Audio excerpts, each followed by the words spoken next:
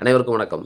இன்று நவம்பர் 24 உயிரிகளின் தோற்றம் என்ற ஒரு மிகப்பெரிய ஆய்வு நூலினை பரிணாமவியலின் தந்தை என்று போற்றப்படுகின்ற சார்லஸ் டார்வின் ஐயா அவர்கள் வெளியிட்ட நாள் இன்று.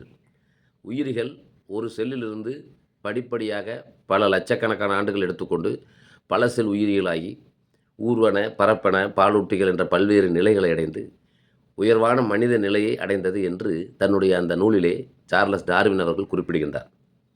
இந்த அரிய கருத்தினை 6ஆம் நூற்றாண்டிலே வாழ்ந்த நம் பெருந்தகையார் மாணிக்கவாசகர் ஐயா அவர்கள் தன்னுடைய திருவாசகத்திலே கூறுகின்றார்.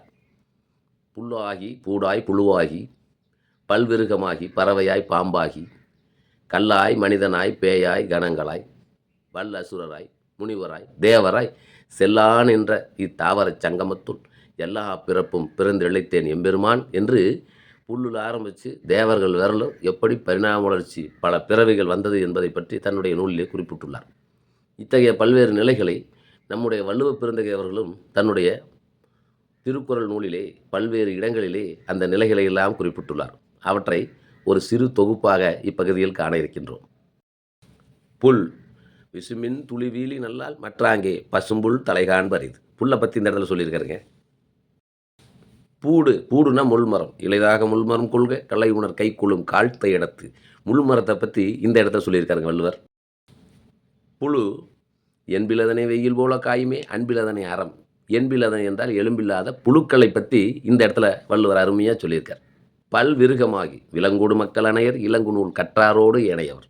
அப்போ விலங்கை பற்றி இந்த இடத்துல பல்வேறு இடத்துல சொல்லியிருக்காரு. அதில் ஒரு இடம் இந்த இடங்க. பறவையை பற்றி சொல்லியிருக்காரு. குடம்பை தனித்துளிய புல் பறந்தற்றே உடம்போடு உயிருடைய நட்பு. இந்த இடத்துல புல் அப்படிங்கிறது பறவை, முட்டையிலிருந்து வெளியே பறந்து செல்லக்கூடிய பறவையை பற்றி இந்த இடத்துல சொல்லியிருக்காருங்க. பாம்பு உடம்பாடு இல்லாதவர் வாழ்க்கை குடங்கருள் பாம்போடு உடனுடைந்தற்று. பாம்போடு ஒரு வீட்டில் ஒரு குடத்தில் தங்கியிருக்கிற மாதிரி அப்படின்னு பாம்பை பற்றி வள்ளுவர் சொல்லியிருக்காருங்க. கல் வீழ்நாள் படாமை நன்றாற்று நக்தொருவன் வாழ்நாள் வழியடைக்கும் கல். அறச்செயல்களை செய்யக்கூடிய ஒருவனுக்கு வாழ்நாளை அடைக்கக்கூடிய கல் இருக்காது என்று கூறுகின்றார். பேயை பற்றி வள்ளுவர் சொல்லியிருக்காருங்க. உலகத்தார் உண்டு என்பது இல்லென்பான் வையத்து அழகையா வைக்கப்படும். அழகை அப்படிங்கிறது பேய்ங்க. மனிதனாய் உள்ளத்தால் பொய்யாது ஒழுகின் உலகத்தார் உள்ளத்துள் எல்லாம் உடன். அப்போ மனிதன், இந்த இடத்தில் மனிதன் என்பவன் யார்? வள்ளலார் அவர்கள் சென்று கொண்டிருக்கின்றார்கள். அப்பொழுது ஒரு சாமியார் அவர் சாலையில் அமர்ந்து கொண்டு போகின்றவர்கள் வருகின்றவர்கள் எல்லாம் நாய் பேய் என்று திட்டிக் கொண்டிருக்கின்றார். வள்ளலாரை மட்டும் இதோ ஒரு மனிதன் போகின்றார் என்றார். உள்ளத்தால் பொய்யாது ஒழுகின் உலகத்தார் உள்ளத்துள் எல்லாம் உளன். மனிதனை பற்றியும் திருவள்ளுவர் பல்வேறு இடங்களில் குறிப்பிடுகிறார். பூதங்கள் பற்றி ஏதாவது சொல்லியிருக்காருங்க. வஞ்ச மனத்தான் படிற்றொழுக்கம் பூதங்கள் ஐந்தும் அகத்தே நகும். வல் அசுரராகி கொலை வினையராகிய மாக்கள் புலை வினையர் புண்மை தெரிவார் அகத்து. இந்த இடத்துல கொலை வினையர் அப்படிங்கிறது ஒரு அசுரரை குறிப்பதாக வள்ளுவர் குறிப்பிடுகின்றார். முனிவரை பற்றி சொல்லியிருக்கார் நிறைய இடத்துல. அது ஒரு திருக்குறள். ஒன்னார் திரளும் உவந்தாரை ஆக்களும் எண்ணின் தவத்தான் வரும். பகைவரை கூட மன்னிக்கக்கூடிய வலிமை அருளாற்றல் யாருக்கு வரும் என்றால் முனிவருக்கு வரும் என்று வள்ளுவ பெருந்தகை குறிப்பிடுகின்றார். தேவர் என்றால் கடவுளர்கள். வையத்துள் வாழ்வாங்கு வாழ்பவன் வானுரையும் தெய்வத்துள் வைக்கப்படும்.